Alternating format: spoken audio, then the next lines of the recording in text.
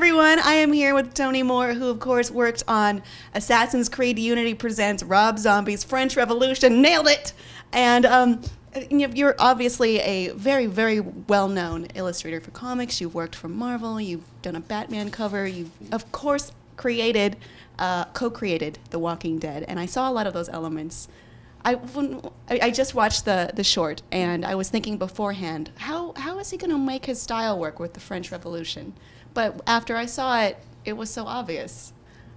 Yeah, I mean, there's a lot of, familiar elements that are kind of in my wheelhouse as far as, like, severed heads and overt gore. So, yeah, there was plenty of stuff for me to sink my teeth into on that front. And then, as far as, like, the visually rich kind of backdrop of the French Revolution, I love France. I've been there one time, and I've studied a lot of French and stuff like that. And so it's kind of fun for me to like sink into that architecture and all the the kind of filigree and all the fun stuff that comes with that era of French history, and to mix that kind of beauty with gore and gritty and gross, I think makes for a really fun juxtaposition, and that was really engaging to me as an artist, and I had a lot of fun with it. That's what I was thinking, actually, because we've seen a lot about, well, we haven't seen a lot, but in all the Assassin's Creed Unity materials we've seen so far, we've seen Arnaud, we've seen, a lot of classic hallmarks of Assassin's Creed, but we haven't really seen, why the French Revolution, why here, why now? And I don't think people maybe don't remember or have grasped how horrible and horrifying it is. And boy, does that ever come out in this short. Yeah, I mean, it's a really tumultuous time in history, and it was one of the first times when people decided they were going to take the power for themselves rather than be kind of held underfoot by people who couldn't relate to the struggles of most citizens. And so a lot of bloodshed, a lot of horrible things happening to a lot of people, and it's the perfect backdrop for this level of civil unrest and all this stuff. It's a perfect backdrop for something like this.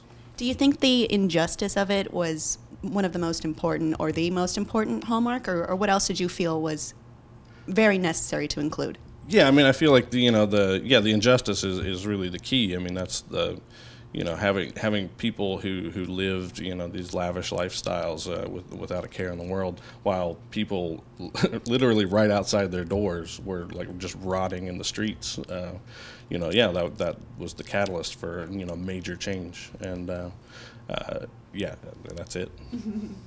And how much experience do you have with the Assassin's Creed games? Actually, I don't get to play video games anymore. I have to treat it like I have to hold it at arm's length, because when I was in college, I was a major gamer, and then as I started to kind of get a foothold in my career, the newer consoles were coming out, and they were beautiful and amazing, and I thought, I'm gonna lose everything if I let myself do this. And so I take a break sometimes. I don't have them in my house.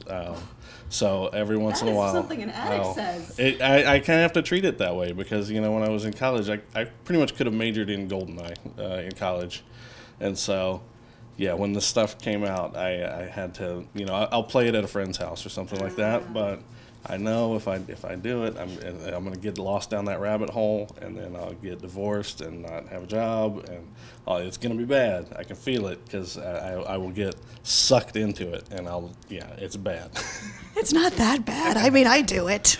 No, I feel I could probably manage nowadays. I just when new consoles were coming out, like the generation right after the Nintendo 64, like I knew I was going to be in trouble if I kept that around, and I had to just focus on drawing. Well, otherwise I'd never get anything done. Were you thinking comics guys like hit hard and fade fast, because that's all they do is play video games. So it is important to keep up your career. But was your past maybe in video games, or maybe other works that you've done? Did you feel yourself thinking about that or drawing on that when you were making this? Oh, I mean, for sure. I mean, the excitement of video games in general was, I still love video games. It's just I can't devote myself to them the way I used to. But as far as like comic stuff goes, you know, I feel like a lot of my artistic sensibilities that I've put in pretty much every other project I've done definitely got to come through in this. Like I said, you know, the mixing of like, you know, the beautiful architecture of France and you know, just like ham steak, severed human necks, and blood and gore. You know, like that's all you need, really. I felt a lot of the early Walking Dead in there, for sure. Yeah, you know, I mean, I've probably got as much reference on dismembered human anatomy as I do on, you know, Gothic cathedrals and stuff like that. I have like a gigantic pile, like terabytes upon terabytes of just images that I've scoured from different sources. So. Well, that makes you the perfect guy, huh? Yeah, I definitely, you know, I definitely do my homework as far as that goes. Yeah. All right, well, that is out now. You can check that out on the Assassin's Creed YouTube page, and it is free for all because justice.